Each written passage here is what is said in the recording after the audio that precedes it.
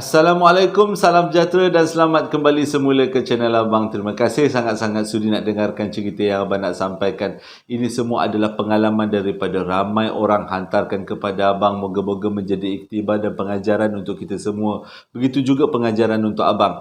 Hari ini Abang nak sampaikan lagi 3 lagi cerita. Tiga-tiganya bagus. Luar biasa pengalaman-pengalamannya. Jadi sebelum kita mulakan cerita, marilah kita sama-sama berdoa kepada Allah Ta'ala. Semoga Allah panjangkan umur, murahkan rezeki, berikan kesihatan yang baik untuk kita semua dan permudahkan segala urusan kita. Dan semoga Allah memberikan syurga buat mak ayah kita di atas jasa-jasa mereka berdua yang telah mendidik dan membesarkan kita.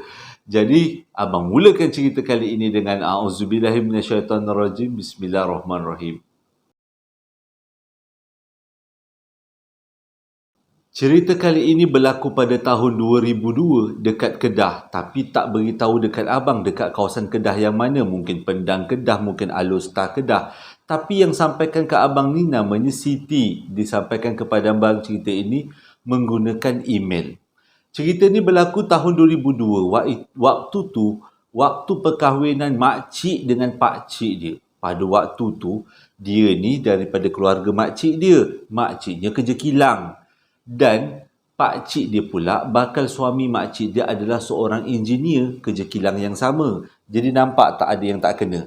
Makciknya kerja kilang, pakciknya pula engineer. Jadi keluarga pakcik dia ni memang tak berapa nak seronok sangat perkahwinan ni. Mungkin sebab ialah lain satu pipit satu enggang kan. Jadi mungkin ada yang tak rasa macam tak serasi. Tapi yang tak serasi tu, kata Siti, bukan datang daripada keluarga dia. Dia menerima pakcik dia dengan seadanya, tapi mungkin datang daripada keluarga pakcik dia. Sebab sewaktu proses bertunang, sewaktu proses berkahwin, banyak bergaduh di antara dua keluarga ni, bertekak-tekak, berselisih pendapat, terutama datang daripada emak kepada pakcik dia. Kali ni bukan dia nak tuduh, tapi ini adalah satu pengajaran untuk kita semua. Ceritanya bermula bila hari perkahwinan. Proses perkahwinan tu tak ada masalah. Nikah semua, tukar-tukar hantaran, semuanya okey, baik-baik aja. Kenduri makan, kenduri bersanding, semua tak ada masalah. Semuanya berjalan ikut yang diharapkan. Tapi semuanya berubah bila malam pengantin baru, iaitu malam pertama selepas majlis tu. Majlis tu malamnya. Malam tu, kata Siti, waktu tu dia berumur sekolah rendah lagi. Dia tidur dekat ruang tengah. Biasalah rumah kampung ada ruang atas, ruang tengah dan ruang dapur. Dia, mak ayah dia dan juga adik-beradik dia tidur dekat ruang tengah. Ruang atas selalunya adalah makcik-makcik dia yang lebih tua dan juga nenek dia. Pada waktu tu nenek dia masih ada lagi. Cuma sekarang dah pun arwah. Dia kata waktu awal-awal malam semuanya okey. Tapi lebih kurang pukul 3 pagi. Pukul 3 pagi.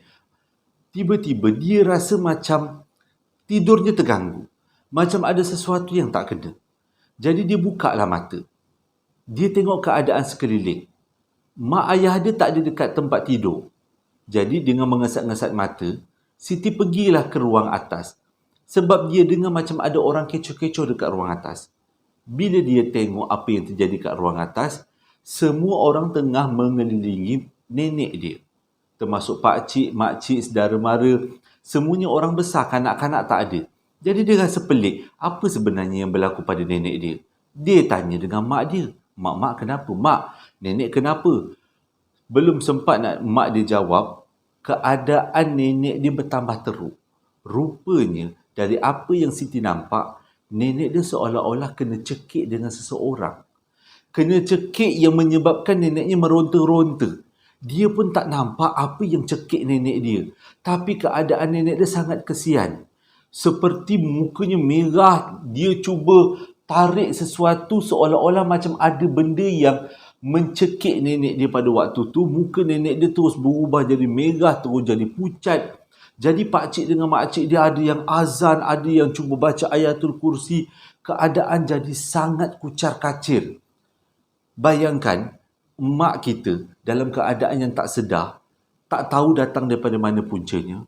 Jadi bila keadaan dah semakin tak terkawal, salah seorang daripada Pak Cik Siti keluar daripada rumah cari orang yang boleh mengubat. Pada pukul 3 pagi, kebanyakan orang memang dah tidur. Tapi mujurlah pada waktu tu, memang Allah Ta'ala dah aturkan, imam kampung tu tengah buat solat tahajud dekat rumah dia. Jadi dengan kata lain, dia belum tidur pada waktu tu. Jadi pakcik dia nyatakanlah pada imam tu keadaan apa yang berlaku dekat rumah mereka.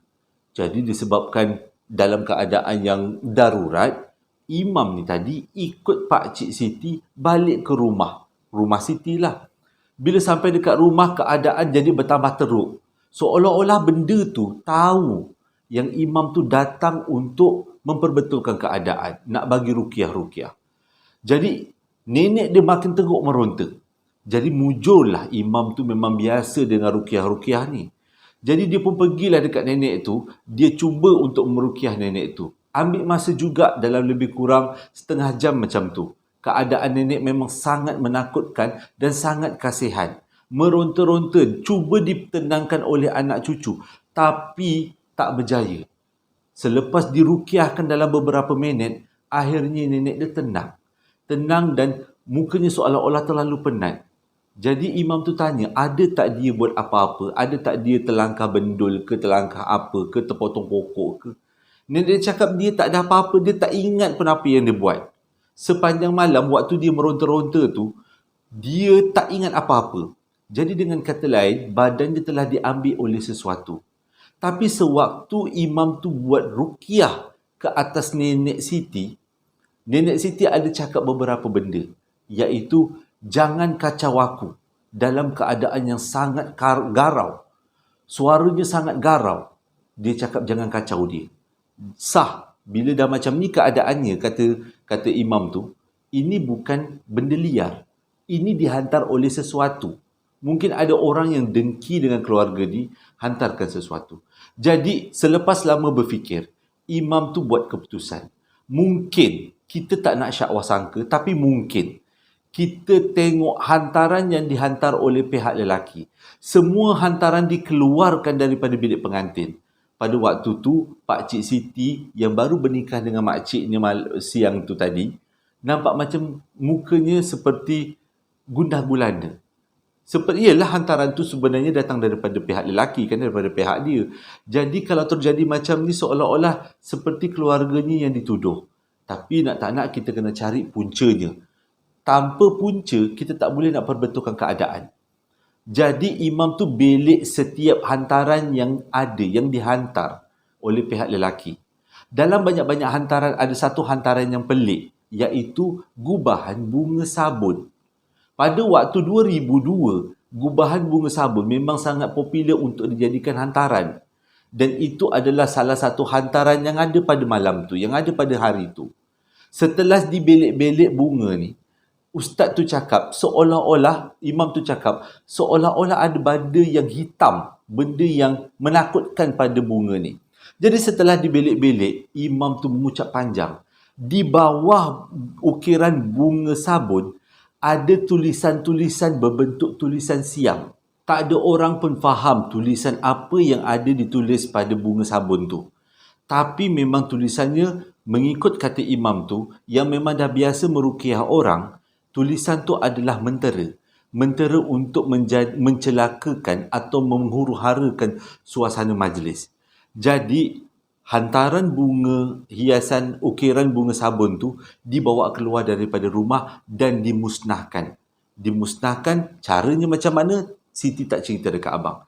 Tapi selepas dimusnahkan, barulah keadaan malam tu tenang. Bila dah betul-betul tenang, ustaz tu pun, imam tu pun balik dan diorang semua sambung tidur. Tak ada masalah selepas tu.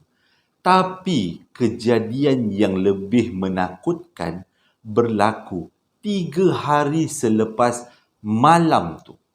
Puncanya pun daripada hasad dengki. Bukan nak tuduh daripada pengantin lelaki, tapi hasad dengki daripada seseorang yang dia orang sendiri tak tahu datang daripada mana. Waktu 3 hari selepas majlis perkahwinan, masih lagi cuti sekolah. Jadi sepupu-sepupu Siti berkumpul lagi kat rumah nenek dia. Pakcik-makcik dia masih lagi ada dekat rumah nenek dia. Masak sama-sama, gotong royong, tebas pokok. Abang tebas pokok pula. Tebas pokok, bukan tebas pokok, maksudnya gotong royong lah. Abang dah sebut gotong royong, terus tebas pokok. Teringat gotong royong bersihkan masjid. Jadi dengan kata lain, ramai-ramai masih lagi berkumpul kat rumah tu, termasuk dengan Siti. Jadi pada petang hari ketiga selepas perkahwinan, Siti dengan beberapa orang sepupu dia kumpulkan daun-daun inai. Tujuannya adalah nak pakai inai. Memang jadi kebiasaan orang Kedah katanya pakai inai, walaupun bukan majlis perkahwinan, dah drag lebih kurang 3 hari, tapi tetap juga nak pakai inai. Disebabkan tak nak kotorkan rumah, dia orang semua pakai inai dekat luar rumah. Tumbuk-tumbuklah inai. Waktu tu pukul 8.30 malam.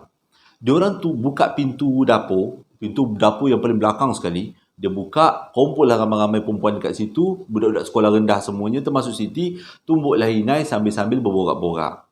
Yang ada dekat dapur pada waktu tu adalah makcik dia orang. Yang lain semuanya ada dekat ruang tamu. Tengah-tengah tumbuk inai, sambil-sambil berborak-borak, tiba-tiba makcik dia yang ada dekat dapur meluru ke arah dia orang yang tengah tumbuk inai, cakap macam ni, "Dah, berhenti, tutup pintu, ada yang tak kena." Jadi bila dengar macam tu, Siti dengan sepupu-sepupu dia macam teringat peristiwa yang berlaku 3 hari sebelum tu, yang menimpa nenek dia. Jadi dia orang pun tak banyak cakap, tutup pintu dapur. Lepas tutup pintu dapur, dia orang semua berkumpul dekat dapur. Dia tanya dengan makcik dia, apa yang berlaku? Makcik dia cakap, cuba dengar betul-betul. Rupanya, dekat atas bumbung rumah dia orang, seolah-olah macam ada orang berjalan. Bukan binatang, bukan musang, abang cakap musang. Bukan musang, bukan kucing, bukan binatang-binatang macam tu. Sebab binatang-binatang tu memang selalunya ringan dan dia orang bergerak dengan menggunakan 4 kaki. Jadi cara gerakan bunyi bumbung tu lain. Tapi ini bunyi memang betul-betul macam orang tengah berjalan. Dia punya berat tapak kaki tu memang terasa beratnya sampai bunyi berdetak-detuk dekat atas bumbung. Jadi disebabkan tu diorang semua dalam keadaan yang takut. Di antara sepupu-sepupu Siti, ada seorang yang namanya Hanum. Dia ni memang jenis macam jantan-jantan sikit lah kata Siti. Jadi bila dah macam tu, dia macam merungut. Dia kata macam ni, kalau kau beranilah, turun lah. Tak payahlah kau nak berlari-lari kat atas rumah. Penat je kita orang nak tumbuk-tumbuk inai ni. Kecoh lah. Dia cakap macam tu. Biasalah budak, dia kata. Budak bukannya tahu. Kadang-kadang dia pun main cakap aja. Waktu tu kan masih lagi awal malam. Jadi tak terfikirlah benda tu sebenarnya adalah gangguan makhluk halus. Lepas je Hanum cakap macam tu, terus makcik dia tutup mulut Hanum. Jangan cakap ni. Ini bukan manusia. Ini benda lain. Jadi selepas Hanum cakap macam tu, tiba-tiba Hanum tombang. Dia pegang kepala dia sambil menjerit, sakit. Jadi keadaan Hanum yang seperti dirasuk dengan kepalanya katanya sakit macam nak pecah. Makcik ni tadi terus berlari ke rumah depan, panggil semua orang yang ada dekat rumah depan turun ke bawah, turun ke kawasan dapur. Diorang terkejut dengan apa yang berlaku. Cuba tolong Hanum, bawa Hanum ke rumah depan, ke rumah atas dan cuba untuk bagi bantuan. Tapi keadaan Hanum tak berubah, kata Siti. Dia punya menjerit makin hari, makin lama makin nyaring. Pegang kepala seolah-olah macam kepala nak pecah. Jadi pada waktu tu memang tak berlengah-lengah. Ahli keluarga, pakcik Siti terus berlari panggil Tok Imam yang malam tadi datang. Malam 2-3 hari sebelum tu. Jadi Tok Imam tu datang. Tok Imam tu buat ruqyah. Tapi tak jalan kali. Dia macam dah boleh baca apa yang Tok Imam tu punya gerakan. Apa yang Tok Imam tu akan buat. Apa yang Tok Imam tu akan baca. Dia boleh baca. Makhluk tu boleh baca. Jadi waktu tu keadaan Hanum makin teruk. Terpaksalah Tok Imam tu panggil orang lain. Iaitu kawan dia. Yang memang biasa. Memang pakar dalam ruqyah. Namanya Pak Ali. Dia seorang yang alim. Tapi dia bukanlah imam. Dia memang pandai ruqyah. Pak Ali ni pun panggil pada waktu tu pukul 9 malam. Dipanggil ke rumah tu untuk mengubati Hanum. Semua Siti dan juga sepupu-sepupu yang lain dibawa turun ke rumah tengah. Tak kasih untuk tengok sebab takut-takut nanti terjangkit. Yalah, kalau seorang histeria, nanti orang lain histeria. Jadi apa yang Siti dengar daripada ruang tengah, Hanum menjerit-jerit setiap kali Pak Ali cuba meruqyah. Hanum seolah-olah marah dengan Pak Ali, seperti Pak Ali adalah musuh dia. Dan berlaku juga perbualan. Siapa yang hantar kau? Tapi benda tu tak nak mengaku. Benda tu seolah-olah macam nak mengelak soalan-soalan yang ditanya oleh Pak Ali. Tapi Pak Ali tak habis ikhtiar. Dia terus baca ayat-ayat ruqyah dan akhirnya keadaan Hanum lega. Tapi mengambil masa daripada pukul 9, berlakunya kes ini selesainya pukul 1 pagi. Jadi kesimpulannya, apa yang Siti dengar pada waktu tu, ada orang yang betul-betul tak puas hati dengan perkahwinan ni. Tak tahu daripada siapa, tapi tak nak tuduh siapa. Mula-mula puncanya daripada bunga hantaran, bunga sabun hantaran. Tapi berlanjut kepada orang berlari dekat atas bumbung. Dan selepas Hanum diruqyahkan, baik pulih dia, Pak Ali dan juga Imam telah memagar rumah tu menggunakan garam untuk mengelakkan perkara buruk berlaku sekali lagi. Alhamdulillah, sejak daripada tu tak ada lagi perkara buruk. Tapi sampai sekarang, tidak tahu siapa yang cuba mengacau majlis diorang pada waktu tu. Pengajarannya adalah, tak kisahlah yang kahwin tu enggang ke pipit ke, bagilah kahwin. Tak kisah, asalkan masing-masing bertanggungjawab sebagai isteri, sebagai suami. Itu yang lebih penting. Ikut peraturan agama. Tapi itulah, namanya kita punya budaya kan. Budaya orang Melayu memang rapat dengan makhluk-makhluk alam sebelah. Cerita yang kedua ni disampaikan kepada abang melalui panggilan telefon. Jadi dia punya feel ni memang terasa sampai ke hati. Berlaku pada tahun 2006. Sekali lagi dekat Pantai Port Dickson. Abang tak tahulah, memang Port Dickson tu lepas ni kita boleh tukar nama Pantai Berantu. Banyak sangat cerita-cerita yang daripada Port Dickson. Hari tu cerita Port Dickson juga kan, pasal hotel tu yang kakak jenis berani tu. Port Dickson juga. Yang ini Port Dickson juga. Tapi kali ni bukan dekat hotel, dekat pantai, dekat dalam kemah. Yang sampaikan cerita ni pada abang adalah Zaman, nama sebenar. Abang gunakan nama sebenar. Kisahnya berlaku pada tahun 2006. Waktu tu Zaman dengan kawan-kawan dia baru lepas habis SPM. Jadi diorang ni memang cari masa untuk berkemping sama-sama. Memang diorang ni memang suka berkemping. Kalau ke mana-mana memang suka berkemping. Cumanya kali ni sebagai penutup lah. Habis-habis SPM nak kasih gembira-gembira, diorang berkemping dekat Pantai Port Dickson. Dan dekat Pantai Port Dickson tu pula, diorang bawa lah alatan-alatan untuk buat barbecue. Dengan kata lain, diorang berkemah dekat tepi pantai, tidur dekat tepi pantai satu malam dan juga diorang berbarbecue pada malam yang sama. Diorang berdatang dekat Pantai Port Dickson tu pada waktu tu seramai 10 orang kata Zaman. Semuanya berumur sama, 17 tahun, meraihkan kebebasan hidup selepas SPM. Kita semua pernah rasa benda tu seronok kan? Okey, sambung cerita. Jadi, ceritanya pada malam tu diorang dirikan kemah, petang tu dirikan kemah, lepas tu buat barbecue. Tak ada masalah pun, okey je.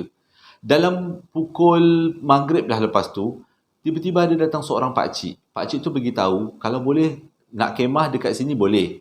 Tapi jangan lama-lama sangat. Pukul 12 balik. Diorang semua tak faham kenapa pakcik tu cakap macam tu. Memang selama ni diorang tak pernah kemah dekat kawasan tu.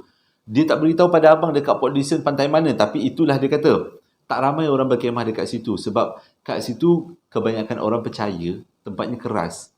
Tapi diorang pun berkemah je lah. Buat tak tahu je lah. 10 orang jantan kan. Datang jantan. 10 orang lelaki kan. Jadi memang tak adalah rasa takut. Jadi bila dengar warning daripada pakcik tu, diorang buat endah tak endah je kata Zaman. Dia buat tak tahu je. Yang penting diorang barbecue, malam tidur, esok balik. Bungkus balik. Tengah-tengah barbecue tu, tiba-tiba Zaman rasa macam nak terkencing.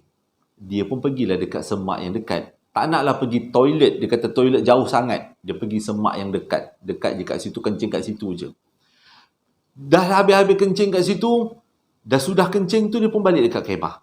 Bila dia balik kat kemah, dia rasa macam ada benda yang mengikut dia. Dia tengok belakang, tak ada apa-apa. Tapi kalau kita berjalan dekat pasir, kata Zaman, kita akan rasa macam ada orang ikut daripada belakang sebab bunyi pasir tu sendiri. Kalau kita pijak pasir, dengan orang belakang pijak pasir kan bunyi macam duk duk duk, macam dia ada bunyi dia yang kita boleh sedar ada orang ikut. Beberapa kali juga dia toleh kat belakang tapi tak ada siapa-siapa. Jadi dia pun baliklah semula ke kawasan kawan-kawan dia, teruskanlah aktiviti berbarbecue.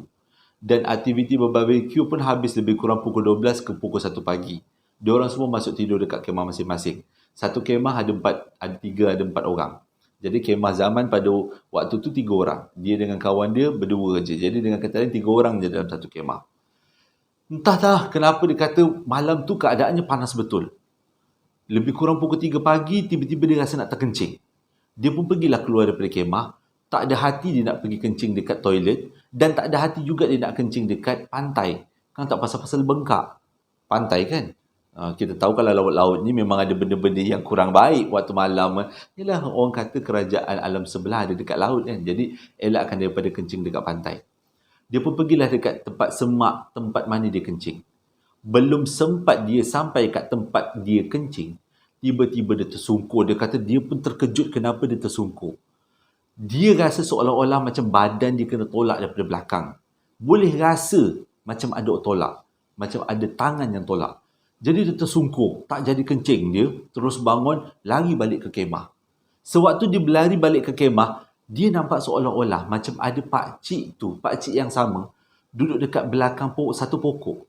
Tapi dia tak tenung secara tepat. Dia macam nampak sekali imbas je pakcik tu. Macam menjengah dekat tepi pokok. Bila dia sampai dekat dalam kemah, kejut kawan-kawan dia. Dia kata dengan kawan-kawan dia, jomlah balik malam ni. Dia rasa macam tak selesa. Jomlah balik. Tapi kawan-kawan dia tak nak, buat tak tahu je. Dah malam sangat, tidurlah kan. Jadi pada waktu tu, dia pun bila kawan-kawan dia tak bangun, dia pun sambunglah tidur. Dia pun cubalah untuk lelapkan mata. Tiba-tiba, waktu dia dah nak lelapkan mata, dan antara sedar dan tak sedar, perasan dia nampak pakcik itu selak kemah dia orang dan menjerit, "Balik!" Abang pula yang emosi. Dia dengar pakcik tu menjerit balik, dia punya terkejut, terbangun dia. Lepas tu dengan kawan-kawan dia pun terbangun. Rupanya bukan dia je dengar, kawan-kawan dia pun dengar. Jadi masing-masing tergaru-garu kepala. Tengah-tengah dia orang tergaru-garu kepala tu, tiba-tiba dengar suara pakcik yang sama dekat kemah sebelah. "Balik!" Jadi dia pun macam, kemah sebelah pun kena prank juga ke? Lepas tu kemah yang ketiga, balik pun sama juga. Jadi diorang ni semua keluar daripada kemah nak tahu apa sebenarnya yang berlaku. Tak ada pakcik tu. Tak ada pun nampak tanda-tanda seperti pakcik tu buka kemah diorang. Sebabnya kemah diorang semua kena zip. Tapi diorang nampak pakcik tu selak kemah diorang. Mustahil sebab kemah diorang berzip. Pelik. Jadi malam tu juga tak fikir panjang, diorang semua bungkus, kemas kemah. Pukul 3 pagi pun 3 pagilah. Untuk mengelakkan daripada apa-apa berlaku, diorang pun kemas kemah. Waktu kemas kemah tu berlaku sesuatu yang diorang tak tahu adakah benda ni gangguan atau tidak. Iaitu angin kuat macam nak gila, seolah-olah macam mengganggu diorang punya proses untuk kemas kemah. Dengan nak kemas periuk, dengan nak kemas apa, nak kemas kemah, keadaan angin yang terlalu kuat mengganggu betul dia orang. Mujur dia orang kata pada waktu tu tak hujan. Sepanjang kemas kemah tu terfikir-fikir dekat kepala, siapa pakcik tadi? Memang suaranya sama macam pakcik yang datang bagi warning. Jadi dia orang kata mungkin pakcik tu bukanlah pakcik tu yang datang, tapi benda makhluk yang duduk dekat situ. Mungkin diorang buat sesuatu yang tak disukai oleh makhluk tu. Tapi mengikut kata Zaman, adakah disebabkan dia kencing kat situ yang menyebabkan diorang ni semua dihalau? Dia pun tak pasti. Tapi itulah pengajarannya. Kisah yang ketiga ni lebih pendek. Berlaku pada tahun 2004 dekat Ipoh, Perak. Kisah ni abang rasa macam, tak tahu kenapa, dia punya, waktu abang baca kisah ni, abang rasa macam meremangnya lain macam. Nanti abang ceritakan. Kisahnya macam ni. Pada tahun 2004, yang cerita kat abang ni namanya seorang kakak lah. Seorang kakak, makcik. Dan sekarang ni dia dah berumur 60, dah lebih kurang lanjut lah juga, dah 50 lebih masa tu. Tapi cerita ni berlaku pada waktu dia masih lagi muda. Waktu tu dia tak dapat anak lagi. Dia belum ada anak lagi. 10 tahun, 5 tahun, 10 tahun kahwin. Lama dah kahwin.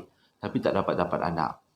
Jadi disebabkan tak dapat anak tu, dia pernah berbincang dengan suami dia nak ambil anak angkat. Jadi tapi suami dia ni macam mengelak-ngelak, dia macam tak nak lah sebab nak ambil anak angkat prosesnya susah. Yang kedua, kita belum pasti dapat anak yang sihat ataupun dapat anak yang sesuai dengan kita. Tapi perasaan untuk dapatkan anak, untuk tidur, untuk peluk anak tu memang betul-betul kuat.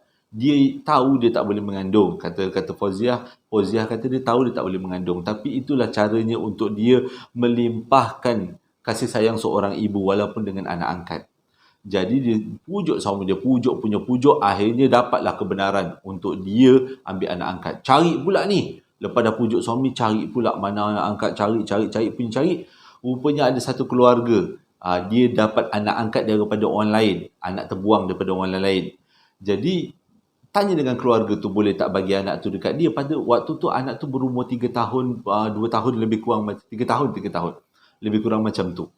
Jadi lepas deal punya deal, akhirnya keluarga tu pun sangguplah nak serahkan anak tu kepada Fauziah dengan suami dia. Cumanya documentation tu memang sangat leceh dia kata untuk mengambil perpindahan anak angkat. Tapi budak ni memang ceria budaknya. Umur 3 tahun ni memang petah dia kata. Petah sepetah-petahnya. Sampaikan dia rasa cukup terhibur, cukup terpaut. Dibawalah budak tu bawa balik rumah kan. Sampai dekat rumah, budak tu muka dia dah berubah. Macam lain macam. Dia terus cakap dengan Fauziah. Dia nak tidur dengan Fauziah malam tu. Nak tidur dengan mama. Dah panggil mama lah kan. Dah jadi anak. Nak tidur dengan mama malam tu. Fauziah kata, oh tak ada masalah. Memang dah lama nak peluk anak ni. Dia kata. Jadi malam tu diorang tidur bertiga lah dekat atas katil yang sama. Ada Fauziah, suami dan juga anak dia. Pada waktu tu anak dia macam seolah-olah takut. Macam seolah-olah nampak sesuatu. Mukanya dipaling-palingkan. Badannya berguling-guling. Dia pun tak tahu kenapa anak dia jadi macam tu. Beberapa kali juga Fauziah tanya kenapa kita panggil baby lah. Baby okey ke tidak?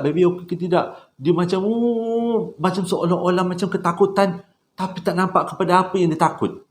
Jadi bila keadaan macam tu, sepanjang malam Fauziah dengan suami dia kerja nak mujuk anak ni. Anak ni tidur tengah tak boleh, tidur tepi tak boleh, dia melalak-lalak. Selesainya, bila diorang tidur dalam keadaan terang, buka semua lampu. Budak ni macam pelik. Siang tadi kau main lagi baik, sopan, ceria. Tapi bila malam balik kat rumah tu macam seolah-olah rumah tu ada hantu. Salah sebut pukul 1.55 pagi. Allahu Akbar. Jadi yang faham-faham je lah. Okey. Jadi dia pun seolah-olah macam budak tu nampak sesuatu. Jadi lepas tidur buka lampu, akhirnya budak tu boleh tidur lah kan. Boleh tidur. Esoknya tak ada apa-apa. Malam kedua, budak tu dah demam. Anak angkat dia ni lah, baby ni. Demam bawa lah pergi hospital. Pergi klinik. Memang betul. Demam tu start daripada maghrib. Demam. Bila doktor check, doktor cakap memang betul demam. Macam seolah-olah ada virus. Jadi selepas habis ambil ubat semua, Fauziah dengan lelaki dia nak bawa lah anak tu balik rumah. Mengarut lah. Merengek budak tu tak nak balik rumah. Meronta-ronta. Menangis-nangis. Macam seolah-olah macam dia dera lah. Mengguling-guling macam tak nak sangat balik rumah. Jadi sayangkan anak punya fasal, kata Fauziah, malam tu diorang tidur dekat hotel. Jadi esoknya cutilah, ambil MC. Ambil cuti tanpa gaji, ambil cuti lah. Fauziah dah tak kerja, suami dia pun tak kerja. So, tidurlah hotel dia orang tiga beranak tu. Jadi waktu dekat hotel tu, Fauziah tanya dengan anak dia, anak baru dia ni, kenapa baby kenapa takut? Dia cakap, dekat rumah tu ada banyak mata. Lepas tu mata tu semua ada dekat kawasan-kawasan meja makan. Lepas tu ada dekat kawasan dapur. Banyak mata. Dia takut, dia kata. Lepas tu bila malam nak tidur, mata tu terbang-terbang. Mula-mula Fauziah rasa macam antara ya dengan tidak. Sebabnya, ialah dia pun tak pastikan juga apa yang budak tu, sama ada budak tu memang berhalusinasi atau betul-betul. Sebab sepanjang dia duduk dekat rumah tu, tak ada apa pun dia rasa. Okey je dia kata. Jadi bila dah ada macam tu, mungkinlah budak ni cakap benda yang betul. Jadi bila besoknya, Fauziah dengan suami dia pun berpakat-pakat lah. Panggil lah seorang kawan suami dia. Orang kata memang pandai lah ruqyah-ruqyah benda ni semua. Jadi bawa lah, suami dia bawa lah ustaz tu pergi rumah tu. Jadi Fauziah tinggal lah dekat hotel dengan anak angkat dia, dengan anak dia. Jadi anak dia ceria semula lah sebab tak balik ke rumah tu. Jadi selepas beberapa ketika, selepas lebih kurang 2-3 jam, akhirnya suami dia pun baliklah ke hotel. Barulah suami dia ceritakan apa yang berlaku. Dan benda ni menjadi sesuatu yang sangat dia rasa tak senang. Cerita dia macam, bila suami dia balik, datang ke Fauziah, datang ke hotel. Jadi Fauziah tanya apa yang berlaku. Suami dia cakap, waktu ustaz tu masuk dekat dalam rumah tu, ustaz tu cakap rumah tu memang suram. Seolah-olah macam tuan rumah sebelumnya adalah orang yang bukan patuh dengan agama, patuh dengan Tuhan. Orang yang mengamalkan ilmu hitam. Jadi, lelaki dia beritahu lah yang diorang ni memang semua semayang dan rumah ni adalah rumah sewa. Diorang sewa je rumah tu. Dah lama lah sewanya, lebih kurang 3-4 tahun jugalah sewa rumah tu. Selama ni memang tak jadi apa-apa. Jadi ustaz ni pun buatlah semayang hajat dekat ruang tengah rumah tu. Habis dia semayang hajat, satu rumah berbangkai. Jadi ustaz tu tanya, ada tak apa-apa yang pelik dekat rumah ni? Jadi suami dia beritahu, ada kalanya tengah malam, macam ada orang ketuk pintu dapur. Dan bila ustaz tu dengar macam tu, dia terus meluru ke dapur. Keadaan dapur memang betul-betul bau busuk. Ustaz tu perhatilah dekat dapur tu. Lepas tu dia nampak macam ada sesuatu benda yang ada dekat pintu atas. Pintu atas tu dia macam ada tembok. Tembok lah, macam alang-alang alang-alang pintu dapur. Jadi ustaz tu pun ambil kerusi, teliti-telitilah dekat atas pintu, alang-alang pintu dapur tu. Ustaz tu jumpa satu kain kuning. Lepas dia buka kain kuning tu, ada macam banyak debu. Ustaz tu cakap ini sebenarnya tanah mungkin. Tanah ke apa benda ke. Tapi dah terlalu lama benda ni sampai dah jadi debu. Mungkin ia diletakkan oleh tuan rumah yang asal. Tuan rumah yang asal, untuk tujuan apa dia pun tak pasti. Dan benda tu dimusnahkan. Jadi dia ustaz tu kata, lepas ni buat pagar dah boleh masuk rumah, dah tak ada apa-apa. Betul. Bila dah habis siap proses tu, Fauziah dengan suami dia balik ke rumah tu dengan anak dia. Anak dia dah tak takut, terus ceria. Kisah ni 2004. Jadi terus ceria, tak lama lepas tu Fauziah mengandung. Jadi tak tahulah ada kaitan ke tidak yang mengandung ni, yang dia tak boleh mengandung ni dengan benda yang anak angkat dia nampak. Mungkin anak angkat ni Allah sengaja letakkan, Allah sengaja hadirkan supaya nak menyedarkan suami isteri ni sebenarnya rumah tu ada sesuatu yang mengganggu, yang menghalang mereka untuk dapatkan zuriat. Mungkin juga, kata Fauziah, itu adalah anugerah yang Allah hantarkan.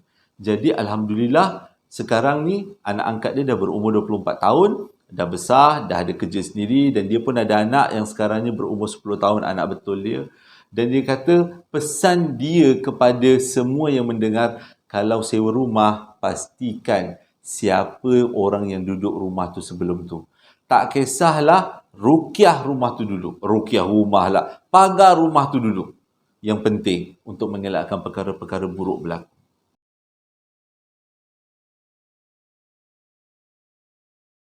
Terima kasih sangat-sangat sudi dengarkan cerita yang abang sampaikan hari ini. Lega dapat sampaikan hajat orang. Orang berhajat ke abang untuk sampaikan pengalaman dia orang dan abang cuba buat sebaik mungkin. Tapi hari ini perasan tak abang cerita macam agak seria sikit. Selalu kan macam beria sangat. Tapi ubah-ubahlah cara cerita kan. Untuk jadi tak adalah nampak cara ceritanya sama. Kali ini lebih seria sikit. Jadi abang minta maaf sangat-sangat sebab abang letak iklan perapan sate dekat depan video abang dan selepas-lepas ni memang akan abang letakkan iklan perapan sate dekat di awal video abang sebagai satu cara untuk abang memperkenalkan produk abang sendiri. Terima kasih sangat-sangat pada yang membeli sambal lara dan juga perapan sate. Hingga berjumpa lagi dalam 2 hari akan datang. Assalamualaikum warahmatullahi wabarakatuh.